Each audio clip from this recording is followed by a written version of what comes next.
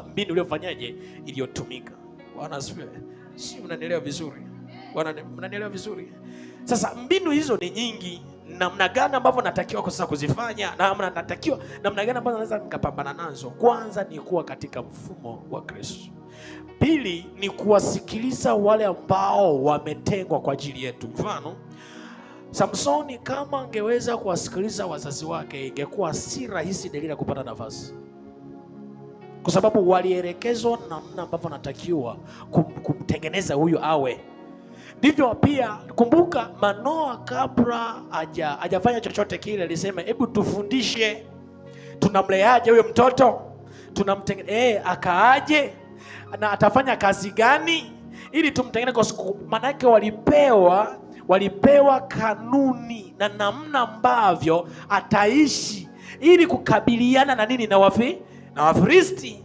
Kumbe kuna namna ambavyo anatakiwa mtu uwe. Sasa huyu dogo alipofika katika umri fulani hakuweza kukaa katika mifumo ile, akaanza kufanya vile anavyotaka yeye. Lakini kumbuka, wakati anafanya vitu vile tayari yuko out, anajiondoa taratibu kwenye mfumo. Unajua kuna mambo ambayo ukiwa nje ya mfumo hahusiki na wewe. Kuna mambo ambayo ukiwa ndani ya mfumo unahusika, kwa sababu yanatambua huyu yuko ndani ya nini, ya mfumo. Sasa huyo mtu yuko nje ya nini, ya mfumo.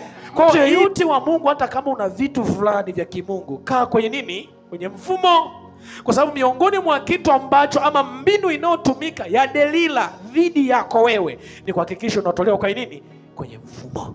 Sasa hao watu walipojua kwamba huyu bwana ameshatoka kwenye mfumo na anampenda binti yetu, wacha tumtumie huyo. Ni rahisi kutoka kwenye mfumo adui kukupata, lakini si rahisi adui kukupata kama uko kwenye mfumo. Kwa Delila alitumika kama chambo ili kumtoa mtu kwenye nini, kwenye mfumo. Sio, unanielewa? Akae asirudi kwenye nini, kwenye mfumo, kwa sababu kimsingi